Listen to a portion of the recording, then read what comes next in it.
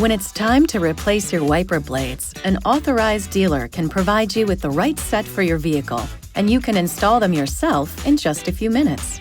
The windshield wipers service position function lets you reposition your windshield wipers away from the glass for easier service. First, turn your windshield wipers off. Press the Start-Stop button to stop the engine. Then, push the wiper lever up and hold it there for at least 3 seconds. The wipers will raise into service position. To remove a windshield wiper blade, press the release button on the blade and lift it up to remove it from the arm.